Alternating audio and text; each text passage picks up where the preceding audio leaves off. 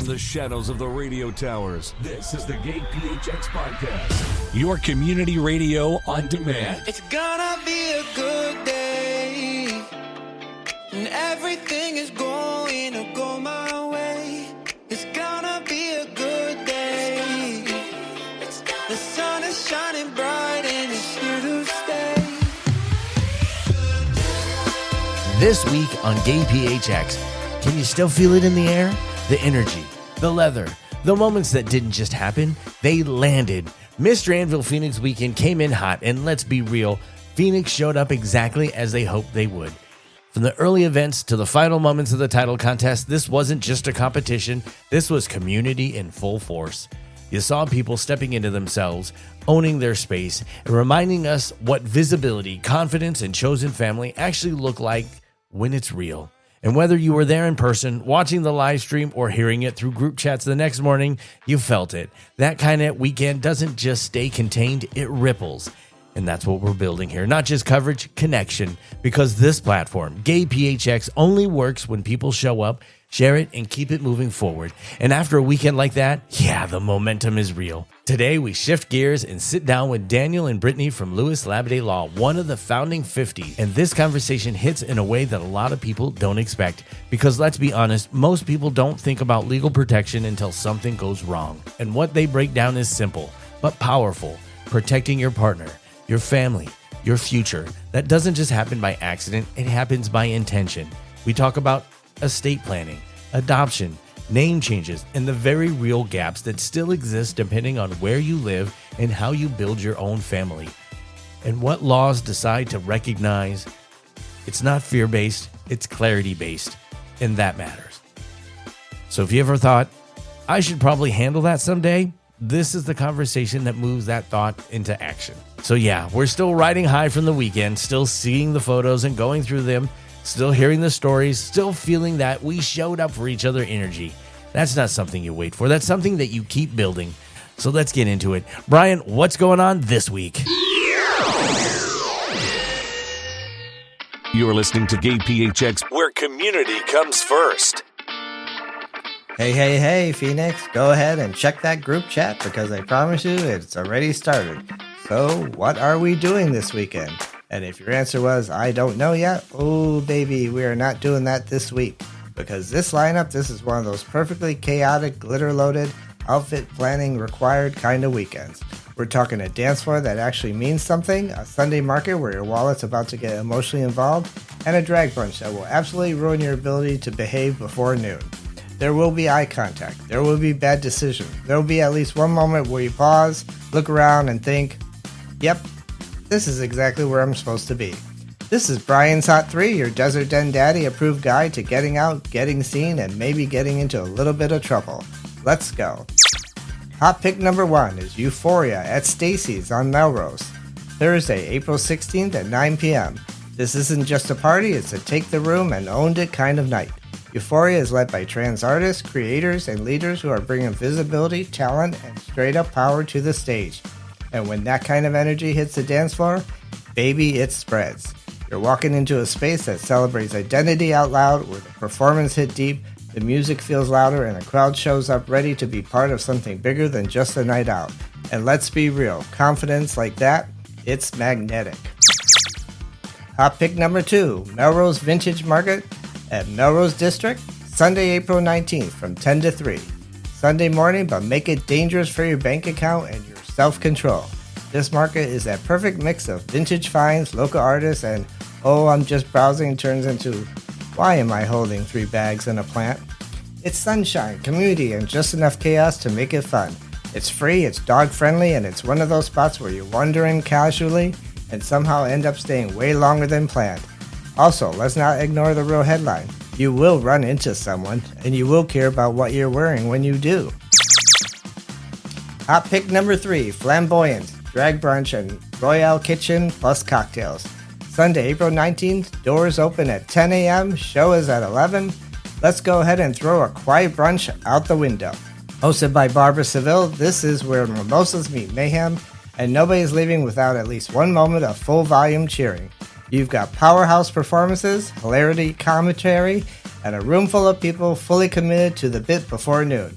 Add in a full brunch menu and drinks that hit just right, and suddenly your "I'll take it easy today" plan gone. This is not background entertainment. This is the main event with eggs. 18 plus and older, please. Stay hydrated, stay dangerous, and you're going to make a bad decision, at least make it a memorable one. Phoenix, this isn't just another week on the calendar. This is one of those moments where the city feels a little louder, a little warmer, a little more alive. Where strangers turn into conversations, conversations turn into connections, and connections, well, you already know where that can go. There's music pulling you in, there's spaces being created for you, there's a version of the weekend that is a whole lot better than sitting at home scrolling past everyone else living it. So be in it, be seen, be bold, be the reason someone texts their friend, "Okay, wait, who is that?" And if the night gets a little messy, perfect, that means you did it right. From the shadows of the radio towers, I'm your Desert Den Daddy Brian, reminding you that life is too short for maybe next time. Show up, stay out, and give them something to remember. Until next time, that's what's hot. Want all the details? Head over to GayPHX.com, your one-stop shop for queer events, promos, and everything happening in the Valley. This is what community sounds like. This is Amanda Renfrew, enrolled agent with The Tax Person with your tax year countdown. Business payments through Venmo, Cash App, or PayPal may be reported on Form 1099-K. Separate your business and personal transactions now to avoid a very messy tax season. Get support with a free 15-minute consult at thetaxperson.com or look for me as The Tax Person on socials. More stories, more voices, more pride. You're tuned in to the GayPHX Podcast. Today on GayPHX, you're getting a real look at what happens when legal expertise meets real community care. Because let's face it, most people don't think about a lawyer until they need a lawyer. And when that moment hits, who you have in that corner really matters. Today, we're talking about what it means to show up for people, not just in the courtroom, but in the community, and why having trusted local advocacy makes all the difference. Please welcome to the rainbow tinted microphone, Daniel and Brittany. Good afternoon. Thank you so very much for taking time out of your day to sit with us today. Thank you for having us. And for listeners listening for the very first time, who are you and what do you do? My name is Brittany Labadie. I am one of the attorneys at Lewis Labadie, and I focus in adoption as well as assisted reproduction technology. And I'm Daniel Lewis. I'm also one of the partners at Lewis Labadie. I do a variety of things, but most of my work is contract or contract adjacent. So I do a lot of business. I do a lot of estate planning, and I also do prenups, which are a type of contract, and have done a fair number of name changes over the years. We're talking about community items. Let's start with the estate planning. Why is this something people shouldn't put off? You shouldn't put off estate planning because you never know what's going to happen. Estate planning is not only planning for the eventuality of your passing, but also the possibility of incapacity. Incapacity is any time you're legally or medically unable to make your own decisions. You need to plan for that as well. Hopefully that never happens to any of us. But as someone who's suffered 2 heart attacks and also been in the hospital for catching a virus randomly, you never know. Exactly. And incapacity, during that time, you'll need someone to make decisions for you. So that's part of our standard package. Powers of attorney is the document for that. Now, you mentioned prenups as well. What goes into putting that together? I'm sure that's a very sensitive subject for people. I do a lot of our prenups. Brittany also does them. A prenup is essentially a decision you make to move along in your marriage as if you were dating. So instead of accumulating property jointly, you continue to accumulate property on your own. I did my first same-sex marriage prenup maybe 2.5 years ago, and the floodgates really opened after that. So we had to go through and change all of our templates to be same gender. There's a lot of he, she in the standard cisgender template, but we've moved towards trying to make it more gender neutral and where necessary, he or she. But yeah, the prenup is just basically usually for people who already have assets and want to protect them in case of eventual divorce. Or I can add that I also tell my clients that doing a prenup is going forward with intention. So in Arizona, at least, community property is by default. But with a premarital agreement, it's done with intention. So if you go through your joint bank account or joint deeds, you can create community property, but you have those discussions in advance. So instead of it defaulting to community property, things are separated, and then you can select what goes into the community, so to speak? Exactly. Got it. That's exactly correct. You only create community property by intent under most prenups. That's interesting. Now, how do you help clients navigate these conversations that can feel very heavy or uncomfortable? Well, I think one of the biggest things that I just talk with my clients about is the fact that so many people enter into marriages without having financial discussions. And so often we create the draft for them, and then they're able to go through it together. And this opens up conversations for them as far as how they want to structure their lives. It also has a section on disclosures, which is a list of all of their assets and debts and things. And so each party is getting a clear view of what the party has coming into the marriage.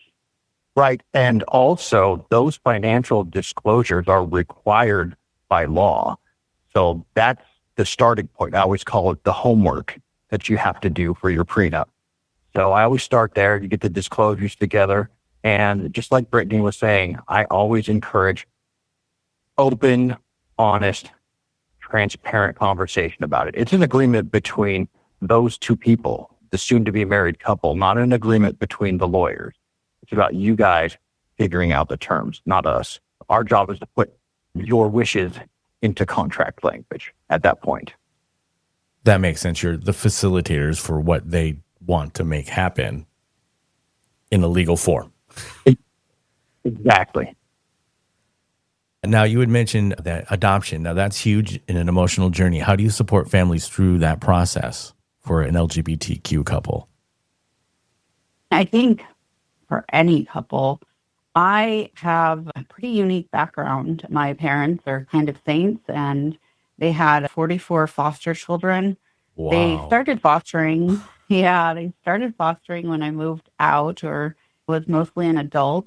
But still, I have 44 foster siblings. So I have dealt with loss. I've seen success.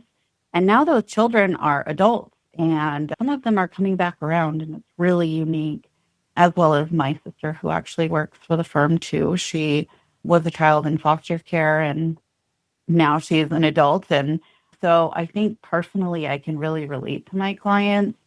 And then as far as dealing with parties in my community, it's so important to understand the laws because everyone is treated so differently. A heterosexual couple has one set of laws. My lesbian couples have one set of laws, and my male couple, my gays, they also have a completely separate set of rules. And yeah, it's always really interesting. And some of that is even dealing with natural born children. I can give you a good example. So this comes into play with second parent adoptions, which is what I call my same-sex couple adoptions. Let's say that they've got a lesbian couple and they decide to use IVF. They get a donor for the sperm, and then one of them carries, right? The child that's born to them, according to the laws here, is that of the mother within the marriage. If they're both the mother, they are determined to both be the legal parent, but then there's a ton of gray area here. Sometimes, because they might use IVF, one might carry the other person's egg.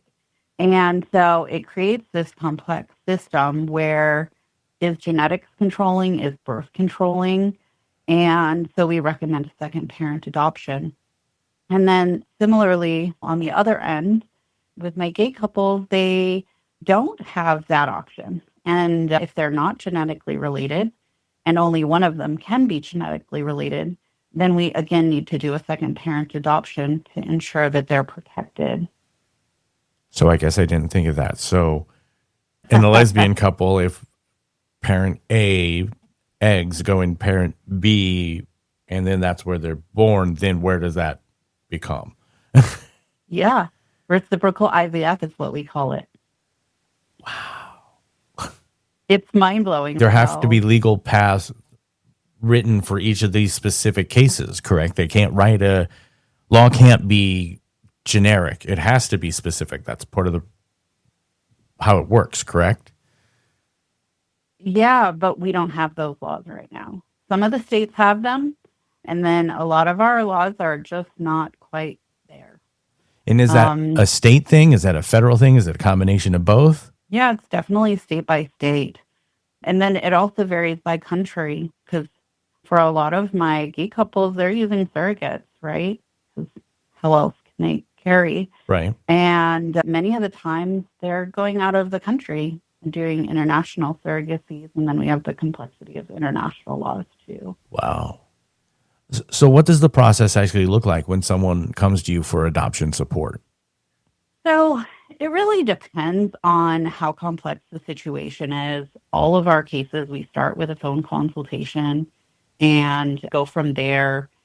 If all of the parties are in agreement and we're not needing to terminate any rights or anything like that, then usually it goes through like a manner of an uncontested adoption. Everyone signs consent, and there's a petition, some additional paperwork.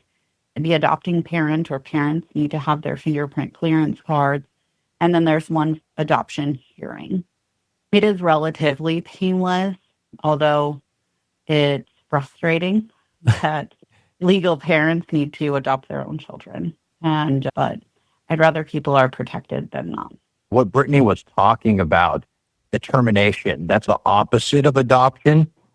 So adoption is establishing legal parentage over a child, and that can be done with adults as well, up until a certain age usually.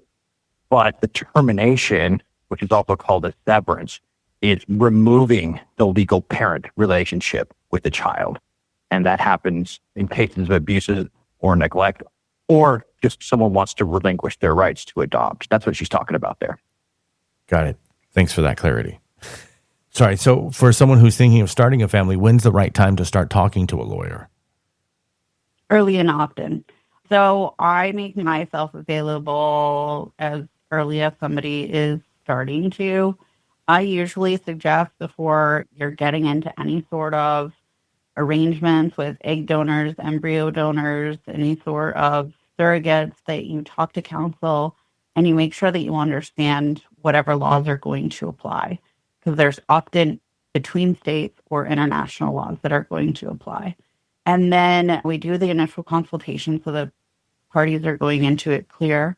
And then I just make myself available until they actually need me. So they can always email. You don't necessarily have to be my active client. If you have questions and things come up during the journey, I'm there. That's very cool. Now, you had also mentioned name change process. What does that process look like? It can be fairly easy. The optimal and easiest situation is someone who is unmarried and has no minor children. And it can get very complicated if you are married and have kids and you want to change your name or you want to change the kid's name. The reason being is, I think in the past, the courts have had experience where people use name changes for fraudulent reasons or to avoid child support. So now the courts are fairly strict and you have to inform someone you're married to. If a child is of a certain age, that child has to consent to the name change. And if that child has a legal parent, even if you're not married to them, you have to get permission from your name, change the child's name, excuse me. And if that person is estranged and hard to locate, we have to try to find them and have to try to serve them with notice that the name change is occurring. So it can get complicated, but it's actually, for, like I said, just a single person, no kids, not married, it's a fairly easy process. The court usually these days requires documents. Since 9/11 and how the world has developed, the court is much more stringent. They want a copy of your ID, so they match up your ID with whoever appears in court. A lot of these are by video conference, but not all of them. Then they also want your birth certificate. And if you were adopted, they'll probably want to see your adoption decree.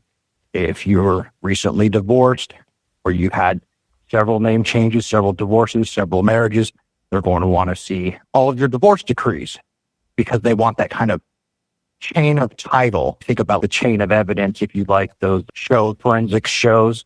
Each little chain they want to document from your birth until your current name. So they and keep then they'll track of change it it all. for you as long as exactly they want it all tracked. But the hearing is fairly simple. Usually the judge just asks you a few questions. If you have a criminal history, it can be a little more complicated. That's usually not a huge barrier to changing your name. And you really don't have to have a good reason to change your name, just a reason. I have done in the past a lot of name changes for trans people. Usually in the past, they didn't really care, but as the political winds have changed lately, most of my trans clients just want a very simple statement about why they're changing their name. Not, I'm changing my name because I'm trans. They usually want something where like, I'm changing my name because to conform to my current identity or something to that effect, something very Something neutral. more generic. Yes. So it's not tracked in there. And also, along with the name change for a trans person, usually they might be looking at gender markers. That is not a court process. That is usually done through administrative stuff, like with Social Security, driver's license, and birth certificate. Because that was going to lead into my next questions. For gender change, that's not a legal thing that they have to do. That it is administrative that they have to go through to try and make happen. Exactly. I saw the blog post that I wrote on it. I didn't review it right before this interview, but essentially there's certain steps that have to be taken in order to affect a gender marker change. Some of my trans clients have been able to do it through their driver's license without any trouble whatsoever, but still on their birth certificate or Social Security, it shows their former gender, for lack of a better phrase. So in order to do the birth certificate, it used to be that you had to take some sort of affirmative surgical step. But I think there have been quite a few cases that have come up recently, and I'm not sure if you need that anymore. I haven't done research on it in a while. I think there were a bunch of children in Tucson that made this lawsuit in federal court, and I think they might have declared it unconstitutional in that court, but I'm guessing it's up on appeal still, maybe. I'm not sure. But It's one of those that's nowadays, ebbs I and think flows because of our political climate right now. Absolutely. Absolutely. And people have to be aware that we've got a Democratic administration in the governor's office in Arizona, but we've got a Republican conservative administration in the White House. So like Social Security can be difficult, and they might not allow that gender change at all, whether it's constitutional or not, and constitutionally allowed and mandated. But I wanted to chime in on two things. Do you mind if I jump in? Absolutely. So one of the things that I want to note is this is Arizona specific, right? So sometimes different states deal with these types of procedures differently. I've had to use a name change proceeding in order to get a court order for another state to do a gender marker change. And in addition to that, I think it's important before our clients are going through this, even if it is administrative, meaning that they don't need necessarily legal representation or court order, It's good to get legal advice on it because there can be some additional complications, whether it's between states or if you have somebody who travels it a lot, certain places internationally, you can run into really significant problems. And so the advice may be, I understand that you want this, but at this time it may not be great because you may run into such issues internationally. And so we can always do consultations on any of these things so that the parties are going into these changes that are much harder to change back, right? Right. Prior to taking those steps. So trust is everything in legal work, especially this kind of things that we're talking about here. So how do you create a space where clients can feel safe with all these personal details? One, I think our reviews don't lie. We've been in business for going on 12 years now. We have all 5-star reviews. We are in the community. We are an ally. We are family owned for the most part. And so I think that we just create a safe space through so many ways. There's anybody in our community is not going to reach out and feel judged in any way. They're not going to, we have gender neutral forms. We have resources. We really treat everyone the same, regardless of sexual orientation or a need. We just want to protect everyone. So for me, I think that probably the number one complaint or impression I've heard from my LGBTQ community clients is they don't want an attorney or probably any other professional who's going to judge them by their lifestyle and is going to put in the work to help them understand how might this be different for me as alternative gender or sexual orientation, different sexual orientation, or how is it exactly the same? And they don't want to feel, like Brittany said, judged by someone. And like I said, I think that goes the same, not just for people in the community, but anyone with immutable characteristics, whether it be persons of color, disabled persons, any of those immutable characteristics. I think people don't want professionals who don't judge them. So that's how I try to make people feel welcome and safe, letting them know, hey, I've encountered this before. And even if I don't know the answer to something, we're going to try to get the answers that you need. And what would you say to someone who feels intimidated or even scared to reach out to a lawyer? I think that even if somebody is afraid or worried, it's always better to be preventative and proactive in your life than have to get a lawyer on the worst day of your life.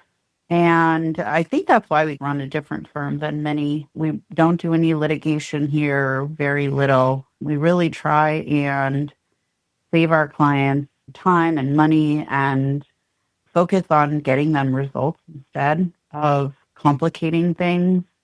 And so if we can help somebody prevent an issue by creating a contract, or something that Dan does is he handles these hospital visitation authorization forms, which makes it clear on who can visit you and who can't in the time that you're hospitalized.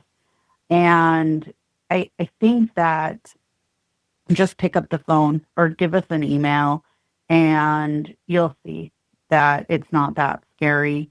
We're going to listen. We're going to take the time and we'll answer questions.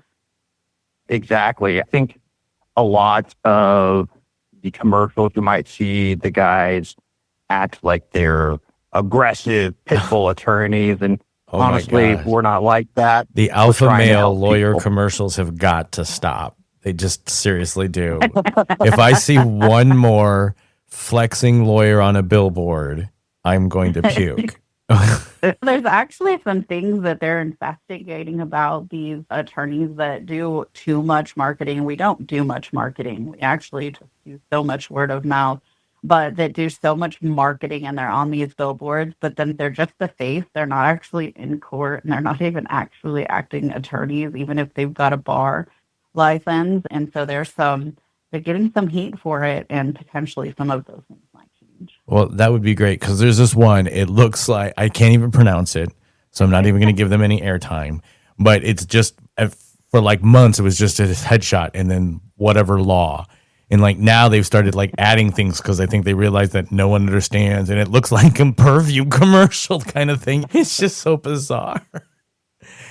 Now, with the advent of AI, what are some common mistakes people are making when they try and DIY their own legal documents? I think you've seen some of that on the news where the AI will hallucinate.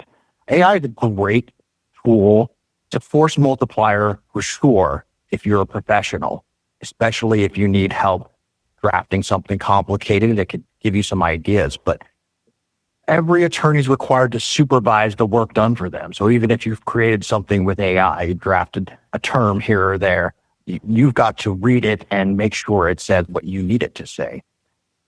And the issue I see is I've seen a couple of people send me stuff, which is very obviously AI, that they're trying to do themselves, is there is no one supervising that. And the AIs, they make assumptions, they hallucinate sometimes, and a lot of times they fill gaps in those assumptions with stuff that may or may not be true. So you have to be very careful about that. And I've just seen some stuff that looks on its face somewhat right. It's not completely right. It might not be tailored to the exact facts, because people tend to leave facts out when they're using AI, even when they're talking to their lawyers. I always tell people, when you are using a lawyer, you've got to give them all the data. We use our brains like computers, because just like with data you're putting into a computer program, if you give it bad data, you get bad results. That's what the programmers call garbage in, garbage out. It's the same with using my attorney brain.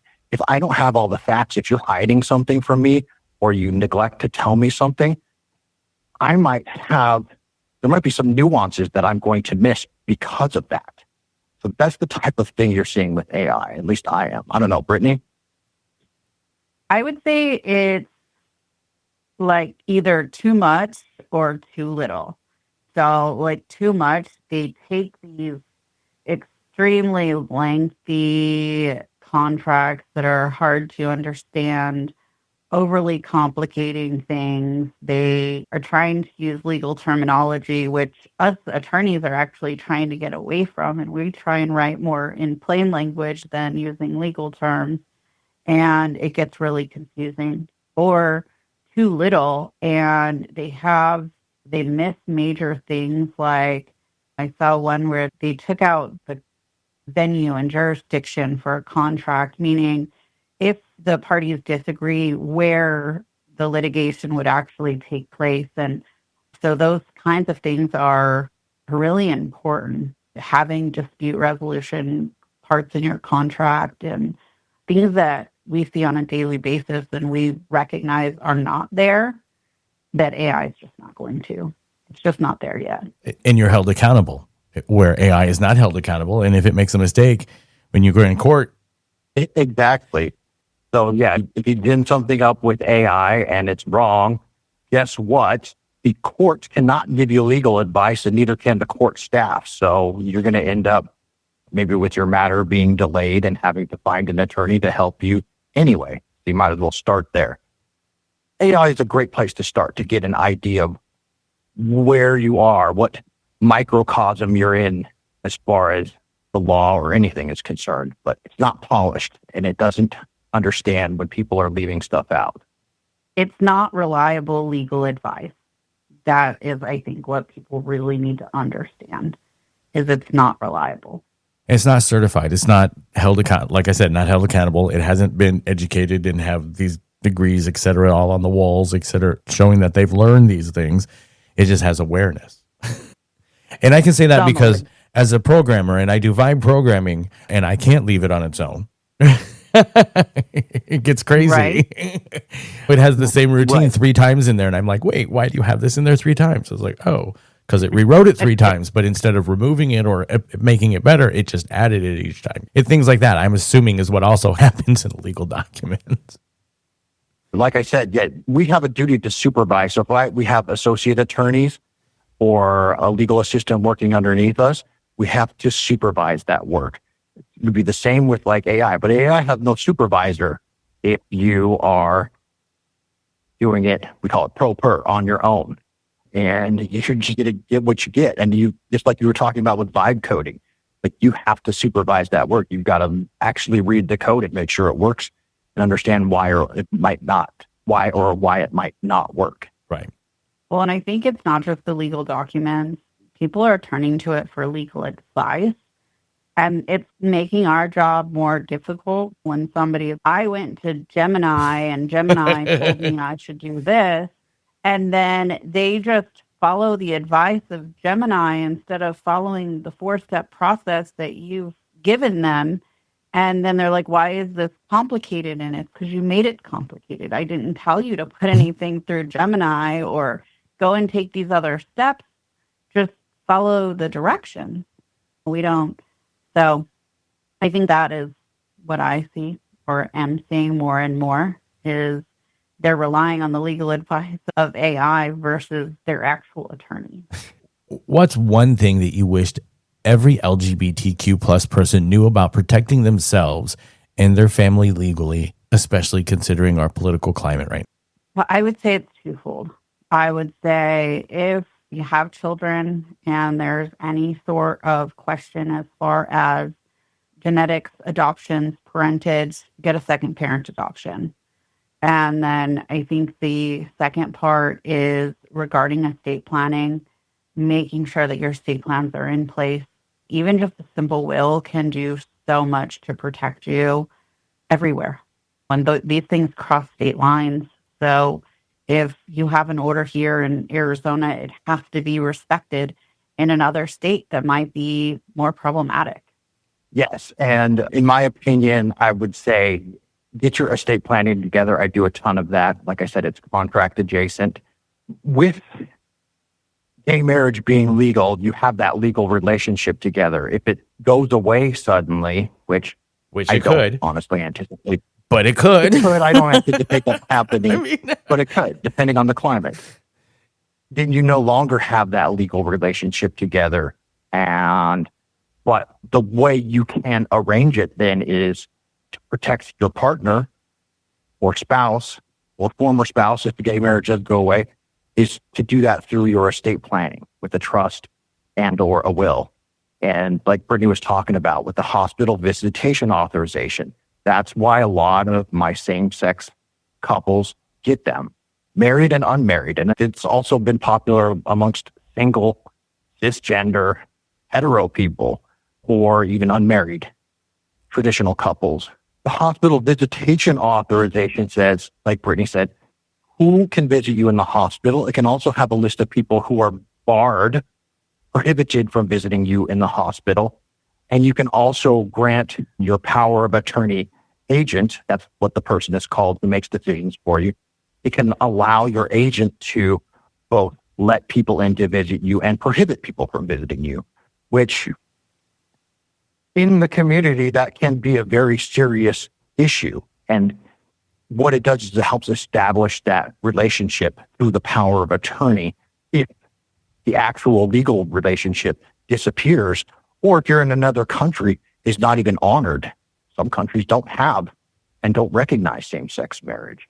That's one of the things I've come up with in the last couple of years after a lot of my LGBTQ clients have asked me for one, and I was like, I don't even know what that is.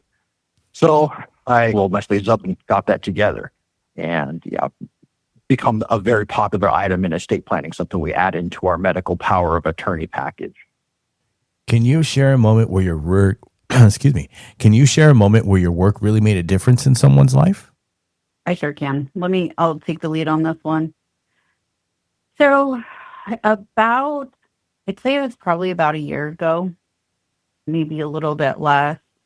I started getting a lot of pushback from both Maricopa County courts as well as Pinal County courts for my second parent adoption. And simultaneously, the courts in both counties stopped all of my second parent adoptions. They vacated my hearings. This is not just in for me, but attorneys all over the counties. And they essentially said that they are ceremonial and they are not going to go forward with it. And although in many views, yes, I don't believe that they should have to adopt their legal children, our laws just don't protect them yet. And so I ended up joining up with a team of other attorneys. I wrote a very extensive brief and filed it in 3 of my cases across the 2 counties.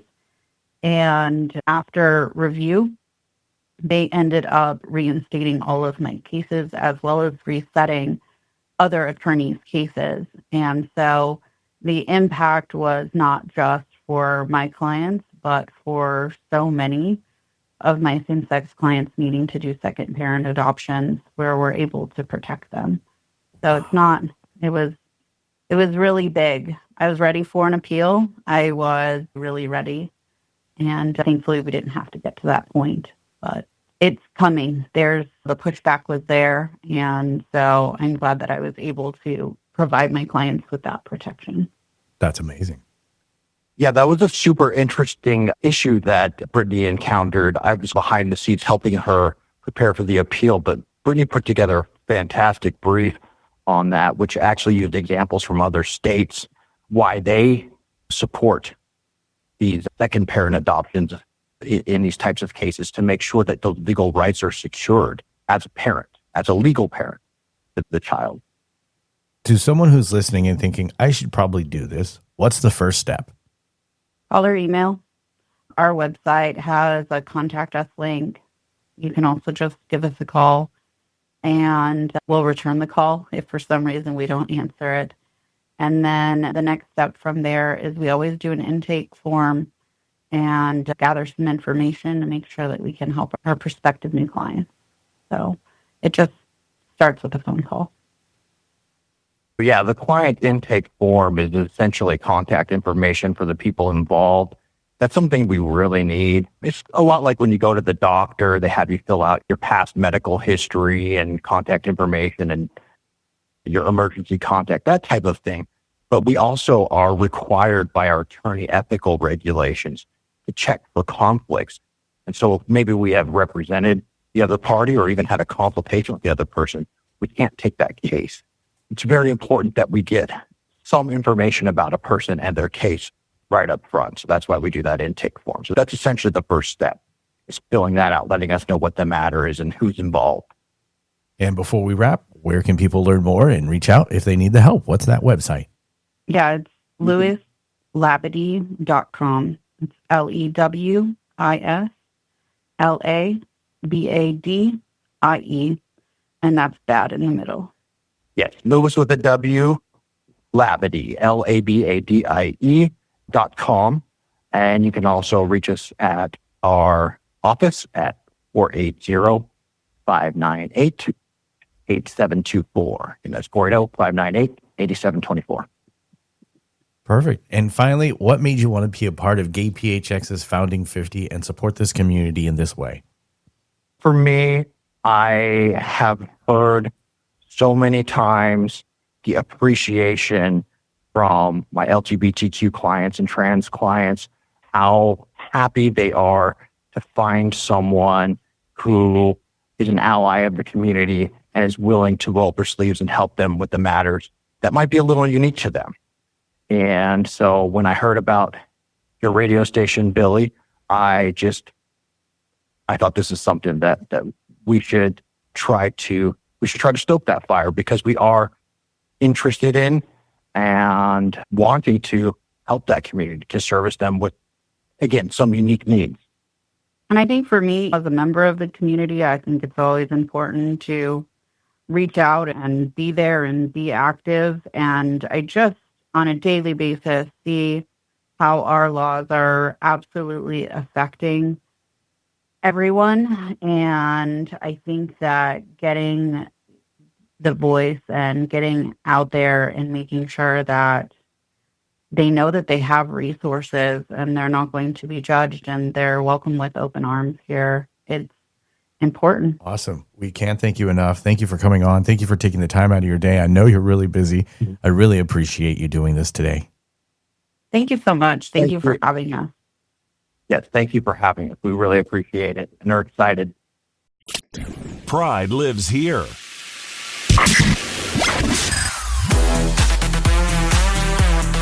I'm Daddy Dave, your friend in the fight to end stigma, and I'm the founder of Team Friendly, here today to talk about pleasure and sexual health. Sexual health prevention is an important aspect of healthcare. It's more than just about assessing your risks and minimizing those risks. Good healthcare is also about recognizing the pleasure you want to get out of your sex life. It's about feeling informed, empowered, and good in your own skin. Pleasure and safety can exist together when we have honest conversations, access to judgment-free healthcare, and respect for ourselves and each other. Choosing a friendly approach to sexual health is important. Find a healthcare clinic where these conversations just flow freely. Ask questions, know your options, desires, and limits, and communicate them openly. Let's live our lives fully with less fear and goals to improve our health. Another reason we love this community. Huge thank you to our guests this week, Daniel and Brittany from Lewis Labadie Law, for showing up, for doing the work, and for reminding us all that protecting your life, your partner, and your future isn't something that you wait on, it's something you take ownership of. And to you, yes, you listening right now, thank you, because this weekend proved something. When this community shows up, it's powerful. And Mr. Anvil Phoenix wasn't just a title contest. It was visibility, confidence, connection, all in one area. And that energy, that doesn't just end when the lights go down. It's something you carry forward. And that's exactly how this grows. One share, one conversation, one moment where you tell someone, hey, you should check this out. So if something in this episode hit you, don't keep it to yourself. Send it, share it, talk about it. And if you've got something going on, an event, a story, a business, this is your platform. Head to GayPHX.com, submit your event for free, or book time to come on and tell your story. And don't forget, you can listen to the soundtrack of our city 24/7 by going to TuneIn, Radio Garden, or radio.net. And if you're an artist and you want into the mix, submit your music at music.gayphx.com. We're building this all together, and your voice belongs here. We'll see you next week. If you see us out and about, come grab a selfie with us. We love you, Phoenix. We're together, the sun is bright, and there's nowhere better than by your side. We're together, the sun is bright, and there's nowhere. Thanks for hanging out with the GayPHX Podcast. Be kind, be bold, be you.